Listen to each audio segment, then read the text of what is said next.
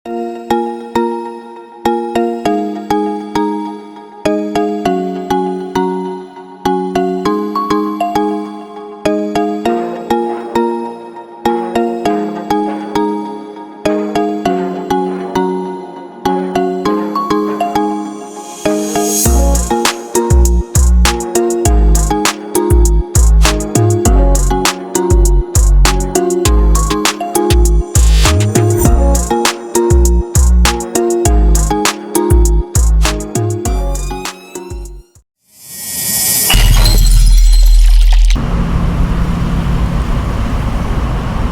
दोस्तों, बारिश और राइडर ये दो चीज़ें एकदम पैरेलल चलती हैं मॉनसून में। मतलब बाइक चलाने की एक आपको वो भी रहता है बड़ा कि हाँ चुल सी होती है कि यार बाइक चलाऊं, और मौसम आपको अलाउ करता नहीं है।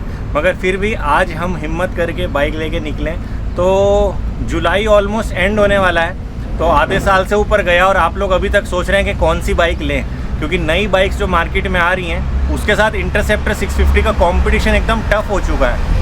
तो क्या हमको 2023 में इंटरसेप्टर लेनी चाहिए, ये क्वेश्चन मेरे पास कम से कम 6-7 बार तो नाना करके भी रोज़ इंस्टाग्राम डीएम में आता है। तो चलिए यार थोड़ी सी बात करते हैं जो नई बाइक्स आ रही हैं उनके बारे में, और इंटरसेप्टर से मतलब उन पे उनकी सेल्स से इंटरसेप्टर की सेल्स पे क्या फ़र्क पड़ सकता है।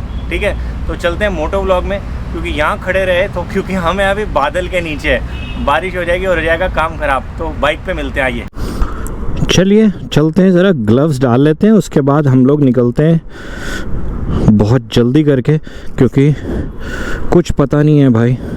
राइड के सारे प्लान्स एकदम मतलब कैंसिल टाइप ही होते चले जा रहे हैं। समझ नहीं आ रहा है कि इस सीज़न में राइड भी कर पाएंगे या नहीं। चलते हैं, चलिए। ओके, तो हम आ गए हैं जी अपनी इंटरसेप्टर पे, और यहाँ से लेते हैं थोड़ा सा बाहर का रोड, क्योंकि अभी मैं हूँ सर्विस लेन में। और यार नोएडा, ग्रेटर नोएडा में जो सर्विस लेन है ना वो ज़्यादा अच्छे हैं, पता है, रोड से बहुत सुंदर हो जाते हैं मॉनसून में। तो चलिए थोड़ा सा मोटो व्लॉग करते हैं और आपसे करते हैं बातचीत कि इंटरसेप्टर आपको अभी 2023 में लेनी चाहिए या नहीं। वो जा रहे हैं भाई साहब इंटरसेप्टर पे निक्कर पहने हुए, बिना हेलमेट के, बिना ग्लव्स के, मौसम का मज़ा लेते हुए। मगर मौसम उनके मज़े ले लेगा अगर थोड़ी सी किस्मत ख़राब हुई या हल्की सी अगर चूक हुई तो। चलो बात पे आते हैं अब। और इसी के साथ बारिश भी शुरू हो चुकी है भाई साहब। नई नई बाइक्स लाइनअप में खड़ी हैं एकदम लॉन्च होने के, और क्या इस टाइम में आप इंटरसेप्टर कंसिडर करेंगे या नहीं। तो चलिए शुरू करते हैं। लाइनअप में हैं 2 बाइक्स जो लॉन्च करने वाला है। ट्रायम्फ ऑलरेडी लॉन्च कर चुका है उनमें से एक, और हार्ले डेविडसन की भी एक बाइक है। आपकी रॉयल इनफील्ड भी नई बाइक उतारने वाला है। हालांकि अभी कुछ भी डिस्क्लोज नहीं हुआ है कि रॉयल इनफील्ड कौन सी बाइक मार्केट में उतार रहा है, मगर एंटिसिपेशन है बहुत ज़्यादा हिमालयन 450 की। अब Himalayan 450 is a different topic all together. It's a different league, it's a different breed. Interceptor से हम हिमालयन 450 को कंपेयर नहीं कर सकते। मगर जो आपकी ट्रायम्फ की 2 बाइक्स आई हैं, स्क्रैम्बलर 400 और जो स्पीड 400, काफ़ी सारे लोग उनको कंपेयर कर रहे हैं इंटरसेप्टर से कि वो लें या फिर इंटरसेप्टर लें। भाइयों देखो, उन बाइक्स का इंटरसेप्टर से कोई कंपैरिजन नहीं बनता, ना ही जो हार्ले वालों की बाइक आई है 440 उसका बनता है। मगर हम एक ऐसी कंट्री में रहते हैं जहाँ पे आपका प्राइस का थोड़ा बहुत भी फ़र्क है तो लोग सब चीज़ कंपेयर कर डालते हैं। ऐसा नहीं है, उन बाइक्स का इंटरसेप्टर के साथ कोई कंपैरिजन नहीं है। Interceptor is all together a different machine. वो तीनों बाइक्स आपकी सिंगल सिलेंडर है, इंटरसेप्टर आपको मिलती है ट्विन सिलेंडर में, और जो स्मूथनेस और जो पावर इस बाइक में है, आई एम डेफिनेटली श्योर वो वहाँ पे आपको मिसिंग मिलेगा। सिर्फ कंपैरिजन यहाँ पे क्यों होता है, कंपैरिजन वर्ड भी आई थिंक गलत है। एक जो माइंड फ्लिकर होता है कस्टमर का, जब वो 3, सवा 3, 3.5 लाख रुपए खर्च करने जाता है कि यार जब इतने खर्च कर रहा हूँ तो ये क्यों ना लूँ, वो क्यों ना लूँ। तो देखो, जो ट्रायम्फ की बाइक्स आ रही हैं ऑब्वियसली न्यू एज बाइक्स है। न्यू एज थोड़ा सा उनका डिज़ाइन तो वही है जो स्क्रैम्बलर लुक है, मगर उसमें राइडिंग मोड्स दे दिए हैं उन्होंने, कुछ नए फीचर्स भी आए हैं। हालांकि मैंने अभी टेस्ट नहीं करी है, मगर बहुत जल्दी कर लूँगा स्पीड वाली जो भी आई है उसको। और थोड़ा सा ये लगता है कि यार लोगों को कि थोड़ा सा प्रीमियम फिनिश मिल रहा है बिकॉज ट्रायम्फ इज़ देयर। हालांकि बाइक्स जो है वो इन कोलैबोरेशन विद बजाज बन रही हैं। तो अब बात करते हैं अफोर्डेबिलिटी की। यार देखो, अफोर्डेबिलिटी का अभी कुछ पता नहीं चला है कि उसकी सर्विस कॉस्ट वगैरह क्या होगी। अगर उसकी सर्विस कॉस्ट वही जाती है जो BMW की जाती है, BMW 310 GS की, तो I would say it would not be a good choice. अगर सर्विस आपकी 7-8 हज़ार तक जाती है तो वो एक सही चॉइस नहीं होगी मेरे हिसाब से, क्योंकि आप पे कर रहे हैं 3-3.25 लाख रुपए, मगर जो सर्विस प्राइस है वो आप पे कर रहे हैं एक प्रीमियम बाइक का। अभी उन बाइक्स का तो मैं ज़्यादा आपको नहीं बता पाऊंगा, क्योंकि जब तक चलाता नहीं हूँ तब तक कुछ भी बोलना उन बाइक्स पे it will be injustice with them. मगर मैं आपको अभी ये बता सकता हूँ कि 2023 में क्यों आपको इंटरसेप्टर अभी भी कंसिडर करनी चाहिए। भाई देखो, फर्स्ट एंड फॉरमोस्ट जो सबसे मेन स्ट्रॉन्गेस्ट पॉइंट है इस बाइक का वो है इसका engine. You get a twin cylinder engine, जो कि यार इतना रिफाइंड है कि मतलब कहने की हद नहीं है। 47 bhp ये पावर जनरेट करता है, और जो टॉर्क है वो तो मेरे ख्याल से doesn't need any kind of introduction. और बात करते हैं बाकी बाइक की माइलेज की, तो माइलेज भी बाइक का डिसेंट आता है। मेरी बाइक अभी भी 28 का माइलेज देती है जब भी मैं ट्रिप्स पे जाता हूँ। चलाने के ऊपर है, ईज़िली आप क्रूज़ करिए बिटवीन 90-100, आपका 27-28 का माइलेज ये बाइक हंस के देगी। ठीक है जी, मैं अभी तक इससे इतना माइलेज निकालता आया हूँ सारी ट्रिप्स पे। मैंने 30,000 किलोमीटर्स अपनी बाइक चलाई है and still this bike runs as new. क्यों? क्योंकि थोड़ी सी केयर, थोड़ी सी I mean to say extra care अगर आप अपनी मशीन की करते हैं, ना ही सिर्फ मोटरसाइकिल की, कार और एनी व्हीकल यू हैव, वो व्हीकल रिटर्न में आपको सेम रिस्पॉन्स देगी जिस तरीके से आप उसकी केयर करेंगे। सर्विस मैं इसकी 1000-1500 किलोमीटर्स पहले करा लेता हूँ स्केड्यूल्ड इंटरवल से, और सही रहता है। पेट्रोल एडिक्टिव्स डालता रहता हूँ, क्योंकि कई बार आप ट्रिप्स पे होते हैं, आपको नहीं पता है कि पेट्रोल पंप पे जो पेट्रोल आप डलवा रहे हैं वो साफ़ है या नहीं है। तो एडिक्टिव्स डालते रहिए, क्लीनिंग अपने आप होती रहेगी, और जो इंजन की लाइफ है वो ऑटोमेटिकली बढ़ जाएगी। बाकी इंजन को बहुत ज़्यादा रेव नहीं करना होता है यार। ये बात जो यंगस्टर्स हैं क्यों नहीं समझते। मैंने देखा कितने भी कॉन्टिनेंटल इंटरसेप्टर वाले जो बहुत ज़्यादा यंग जनरेशन है ले लेती है इंटरसेप्टर। बाइक में टॉर्क है, टॉर्की इंजन है, फर्स्ट गियर में खींचा, फिर सेकंड लगाया, फिर खींचा, फिर तीसरा लगाया, फिर खींचा। भाई साहब, इंजन है वो, आप ना तो उसको वार्म अप करते हो ना कुछ करते हो। अगर आपको सुबह उठते ही मैं लात मारूँ कि भाई चल भाग, 100 मीटर की दौड़ लगा, भागोगे नहीं, भाग पाओगे ना। टाइम लेते हो, आराम से स्ट्रेच होते हो, 15-20 मिनट इधर उधर देखते हो, छत को देखते हो, नीचे देखते हो, फिर उठते हो, है ना। तो सेम बाइक्स का भी है, वार्म अप इज़ रिक्वायर्ड। बाकी बात करते हैं इंटरसेप्टर क्यों लेनी चाहिए आपको, क्योंकि जो प्राइस ब्रैकेट इंटरसेप्टर का आता है उस ब्रैकेट में आपको 650 सीसी ट्विन सिलेंडर बाइक बिल्कुल भी नहीं मिल सकती। ये तो 100% श्योर है। अभी तक तो there is no competition in terms of pricing. आरी ने जो प्राइसिंग रखी है बहुत ही किलिंग है। बाकी आपको 2-3 चीज़ें और बताता हूँ कि इंटरसेप्टर टूरिंग में कितनी मतलब आपको फेवरेबल है। इंटरसेप्टर टूरिंग में फेवरेबल है, हाँ जी, मैंने सारे टूर्स इस पे ही करे हैं, but there is a limitation as well, क्योंकि ये बाइक का जो नेचर है वो है एक रोडस्टर नेचर की बाइक है ये।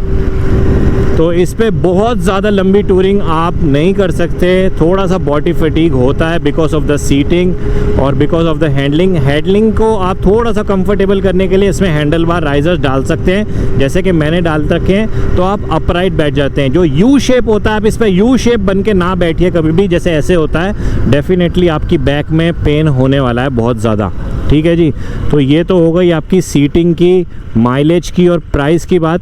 बाकी बात करते हैं इस बाइक की सर्विस की। तो सर्विस कॉस्ट जो है यार, अभी मैं बात कर रहा था ट्रायम्फ की सर्विस कॉस्ट का, क्या पता उसका कम भी हो, क्या पता ज़्यादा हो, मगर जो इंटरसेप्टर का है वो हम आपको बता सकते हैं। इंटरसेप्टर का सर्विस कॉस्ट बहुत ही मिनिमल आता है यार मेरे ख्याल से। मेरे को तो मतलब इतना कोई कैची फिगर भी नहीं है जो याद हो। मेरे को यही याद है कि 3000 के आसपास आता है मेरी बाइक का तो, और बहुत ही मिनिमल है यार। अगर मैं इंजन के हिसाब से देखूँ 650 सीसी के हिसाब से बहुत ही अफोर्डेबल है। चलिए थोड़ा सा सर्विस के बारे में बात करते हैं। रॉयल इनफील्ड सर्विस सेंटर आपको यार हर जगह पे मिल जाएगा। आप एक ढूंढेंगे आपको 10 मिलेंगे। अभी आई एम नॉट श्योर कि ट्रायम्फ की जो सर्विस है वो किस तरीके से ये लोग हैंडल करने वाले हैं, बजाज करेगा या ट्रायम्फ करेगा।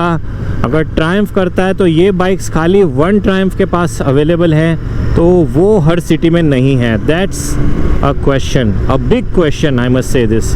रॉयल इनफील्ड जबकि आपको हर जगह मिलता है, ठीक है। बाकी तो यार देखो, जब बाइक्स आएंगी तभी पता लगेगा। और रॉयल इनफील्ड की यार और बहुत अच्छी बातें हैं, जो आपके पार्ट्स हैं वो भी एक्सेसिबल हैं और बहुत ज़्यादा एक्सपेंसिव नहीं हैं। तो कहीं ना कहीं यार, टू बी वेरी ऑनेस्ट, एक दिल की बात बताऊं, इंडिया में कितनी भी कंपनीज आ जाए, मगर रॉयल इनफील्ड को बीट करना कहीं ना कहीं it's a bitter truth for some companies, मगर रॉयल इनफील्ड को बीट करना मुश्किल रहेगा। ये तो यार सच है। देखो, क्योंकि आपको एक बात बताऊं बड़े पते की, रॉयल इनफील्ड बाइक नहीं बेचता है। अब आप कहेंगे भाई बाइक पे नहीं बैठे हो, किस पे बैठे हो? भाई साहब, रॉयल इनफील्ड इमोशन बेचता है। आपने कभी रॉयल इनफील्ड के ऐड में देखा है वो बाइक का BHP बता रहे हैं, बाइक का टॉर्क बता रहे हैं, बाइक की एसेसरीज बता रहे हैं? नहीं। वो लोग क्या बोलते थे जब ऐड आता था, जब बुलेट चले तो दुनिया रास्ता दे। तो ये एक इमोशन होता है भाई, इमोशन से बिकती है रॉयल इनफील्ड।